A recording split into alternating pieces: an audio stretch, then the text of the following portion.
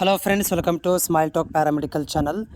Friends, ಮುಂದಿನ ವಾರದಿಂದ ನಮ್ಮ ಎಲ್ಲ ಒಂದು KE ಅಪ್ಡೇಟ್ಗಳು ಕಂಟಿನ್ಯೂಸ್ ಆಗಿ ಸ್ಟಾರ್ಟ್ ಆಗ್ಬೋದು.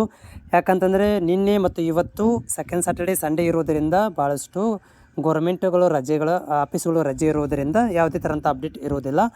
ಆದರೆ ನಮ್ಮ BSc ನರ್ಸಿಂಗಿಗೆ ಸಂಬಂಧಿಸಿದಂಥ ಒಂದು ಮಾಹಿತಿಯನ್ನು ಕೂಡ ನಮ್ಮ ಚಾನಲ್ ನಾವು ಕಂಟಿನ್ಯೂಸ್ ಆಗಿ ಹಾಕ್ತಾ ಇರ್ತೀವಿ. ಕೌನ್ಸ್ಲಿಂಗ್ ಯಾವಾಗ ಆಗ್ಬೋದು, ಕೌನ್ಸ್ಲಿಂಗಿಗೆ ಮತ್ತು ವೆರಿಫಿಕೇಷನ್ ಸ್ಲಿಪ್ ಯಾವಾಗ ಬರುತ್ತೆ, ಆಪ್ಷನ್ ಎಂಟ್ರಿ ಯಾವಾಗ ಬರುತ್ತೆ ಅನ್ನೋದು ವಿದ್ಯಾರ್ಥಿಗಳಲ್ಲಿ ಈ ವರ್ಷದ ವಿದ್ಯಾರ್ಥಿಗಳು ತುಂಬ ಕ್ಯೂರಿಯಾಸಿಟಿ ಇರುತ್ತೆ. ಆದರೆ ಪ್ರತಿ ವರ್ಷ ನಾವು ನೋಡಿದ ಹಾಗೆ KEದವರು ಅಷ್ಟೊಂದು ಫಾಸ್ಟಾಗಿ ಕೆಲಸವನ್ನು ಕೂಡ ಮಾಡೋದಿಲ್ಲ. ಅದರ ಜೊತೆಗೆ BSc ನರ್ಸಿಂಗನ್ನು ತುಂಬ ಇಗ್ನೋರೆನ್ಸ್ ಮಾಡ್ತಾರೆ. ಹೋದ ವರ್ಷ ಅಂತೂ ಬರೀ ಥರ್ಡ್ ರೌಂಡಲ್ಲಿ ಆಪ್ಷನ್ ಎಂಟ್ರಿ ಮಾಡಲಿಕ್ಕೆ ಕೊಟ್ಟಿದ್ದರು. ಆಮೇಲೆ ಫೋರ್ತ್ ರೌಂಡು ಅದನ್ನು ಮಾಡಿದ್ರು ಇಲ್ಲಾಂದ್ರಿಲ್ಲ. ಹೀಗಾಗಿ ಹೋದ ವರ್ಷ ತುಂಬ ವಿದ್ಯಾರ್ಥಿಗಳು ತೊಂದರೆಯನ್ನು ಮಾಡಿದರು. ಆದರೆ ಈ ವರ್ಷ ಅವ್ರು ಏನು ಹೇಳಿದ್ರು ಅಂತಂದರೆ, ನೀಟ್ ಮುಖಾಂತರ ನಾವು ನೀಟ್ ರಿಸಲ್ಟ್ ಬಂದ ತಕ್ಷಣ ನಾವೇನು ಮಾಡ್ತೀವಿ ಅಂತಂದರೆ ಅಟ್ ಎ ಟೈಮ್ ಎಲ್ಲ ಕೌನ್ಸ್ಲಿಂಗ್ ಸ್ಟಾರ್ಟ್ ಮಾಡ್ತೀವಿ ಅಂತ ಹೇಳಿದರು. ಆದರೆ ನಿಮಗೆಲ್ಲ ಗೊತ್ತಿರುವಂತೆ ನೀಟ್ ತುಂಬ ಒಂದು ಸ್ಕ್ಯಾಮ್ ಆಗಿದೆ. ಅದು ಸುಪ್ರೀಂ ಕೋರ್ಟಿಗೂ ಕೂಡ ಹೋಗಿದೆ. ಸೊ ಹೀಗಾಗಿ ನೀಟ್ ರಿಸಲ್ಟ್ ಮತ್ತೆ ಎಕ್ಸಾಮ್ ಆಗುತ್ತಾ ಅನ್ನೋದೊಂದು ದೊಡ್ಡ ಕ್ವಶನ್ಸ್ ಆಗಿದೆ. ಇವ್ರು ಏನು ಮಾಡ್ತಾರೆ KEದವರು ಇವಾಗ ಕಾದು ನೋಡಬೇಕಾಗಿದೆ. ಯಾಕಂದರೆ ಅದು ಸುಪ್ರೀಂ ಕೋರ್ಟಲ್ಲಿದೆ. ಆದರೆ ಆ ರಿಸಲ್ಟ್ ಬರೋ ತನಕ ಕಾಯ್ತಾರೋ ಅಥವಾ ನಾವು ಈ ಒಂದು KCETನ ಪ್ರೊಸೆಸನ್ನು ಕಂಟಿನ್ಯೂ ಮಾಡ್ತಾರೋ ಅನ್ನೋದನ್ನು ತುಂಬ ಯಕ್ಷ ಪ್ರಶ್ನೆಯಾಗಿದೆ. ಸೊ ಈ ವಾರದಲ್ಲಿ ತುಂಬಾ ಒಂದು ದೊಡ್ಡದಾದಂಥ ಏನಂದರೆ ಕ್ಯೂರಿಯಾಸಿಟಿ ಕ್ಲೈಮ್ಯಾಕ್ಸ್ ಅಂತ ಹೇಳ್ಬೋದು.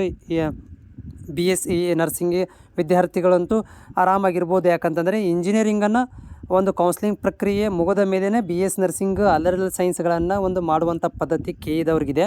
ಸೊ ಹೀಗಾಗಿರುವುದರಿಂದ BSc ನರ್ಸಿಂಗ್ ವಿದ್ಯಾರ್ಥಿಗಳಿಗೆ ಸ್ವಲ್ಪ ಟೆನ್ಷನ್ ಆಗ್ಬೋದು, ನಮ್ದು ಯಾವಾಗ ಸ್ಟಾರ್ಟ್ ಮಾಡ್ತಾರೆ ಅಂತ. ಜೊತೆಗೆ ವೆರಿಫಿಕೇಷನ್ ಸ್ಲಿಪ್ಸ್, ಆಮೇಲೆ ಇದು ಸೀಕ್ರೆಟ್ ಕೀ ಎಕ್ಸೆಟ್ರಾ ಮಾಹಿತಿ ಇದಾವಲ್ಲ, ಅದನ್ನು ಕೂಡ ಡಿಲೇ ಮಾಡುವಂಥ ಚಾನ್ಸಸ್ ಇದೆ. ಯಾಕಂದರೆ ನೀಟ್ ರಿಸಲ್ಟ್ಸ್ ತುಂಬ ಕ್ವಶನ್ ಮಾರ್ಕ್ ಆಗಿದೆ. ಸೊ ಹೀಗಾಗಿ ನಾಳೆ ಅಂತೂ ಏನು ಗೊತ್ತಾಗೋ ಡೌಟು. ಯಾಕಂದ್ರೆ ನಾಳೆ ತನಕನೂ ಏನಿದೆ ಅಂತಂದರೆ ಡಾಕ್ಯುಮೆಂಟ್ ವೆರಿಫಿಕೇಷನ್ ಇದೆ. ಯಾರ್ದು ಫಿಸಿಕಲಿ ಹ್ಯಾಂಡಿಕ್ಯಾಪ್ಟ್ ವಿದ್ಯಾರ್ಥಿಗಳು 12ನೇ ತಾರೀಕು ತನಕ ಡೇಟ್ ಇದೆ. ಅವ್ರದ್ದು ಮುಗಿದ ಮೇಲೆ ಮಂಗಳವಾರ ಬುಧವಾರ ಯಾವುದಕ್ಕೂ ಏನಾದರೂ ಒಂದು ಕ್ಲೂವನ್ನು ಕೊಡ್ತಾರೆ KEದವರು. ಅಲ್ಲಿ ತನಕ ಕಾಯಬೇಕು. ರಾತ್ರಿ ಆಪ್ಷನ್ ಎಂಟ್ರಿ ಮಾಡಲಿಕ್ಕೆ ಅಂತೂ ಕೊಡೋಂಗಿಲ್ಲ, ನೆನಪಿಟ್ಕೋರಿ. ಇನ್ನೂ ಡೇಟ್ಗಳನ್ನು ಬಿಡಬೇಕು. ಡೇಟ್ ಬಿಟ್ಟ ಮೇಲೇ ಆಪ್ಷನ್ ಎಂಟ್ರಿ ಬಿಡಬೇಕು. ಹೀಗಾಗಿ ರಾತ್ರಿ 2 ಗಂಟೆಗೆ ಬಿಟ್ಟು ಬೆಳಗ್ಗೆ ನೋಡಿದ್ರೆ ಮುಗಿಸ್ತಾರಪ್ಪ ಅನ್ನೋ ಭಯನೂ ಇಟ್ಕೊಳಕ್ಕೆ ಹೋಗ್ಬೇಡ್ರಿ. ಆ ಥರ ಏನು ಸೀನ್ ಇಲ್ಲ. ಹಾಗೇನಾದರೂ ಆಪ್ಷನ್ ಎಂಟ್ರಿ ಮಾಡಲಿಕ್ಕೆ ಕೊಟ್ಟರೂ ಕೂಡ ಏನು ಮಾಡ್ತಾರೆ ಅಂತಂದರೆ ಒಂದು 3 to 4 ಡೇಸ್ ಅಂತೂ ಕೊಡ್ತಾರೆ. ಆಮೇಲೆ 5 ನಿಮಿಷ ಕೆಲಸ. ಆಪ್ಷನ್ ಎಂಟ್ರಿ ಮಾಡೋದೇನು ಒಂದು ಡೇ ಅಂತೂ ಅವಶ್ಯಕತೆ ಇಲ್ಲ. ಒಂದು ಜಸ್ಟ್ 5 ನಿಮಿಟ್ಸ್ ನೆಟ್ವರ್ಕ್ ಚೆನ್ನಾಗಿದ್ದರೆ ಸಾಕು. ಮೊಬೈಲಲ್ಲೂ ಹಾಕ್ಕೋಬೋದು, ನೆಟ್ ಸೆಂಟ್ರಲ್ಲೂ ಹೋಗಿ ಹಾಕ್ಕೋಬೋದು.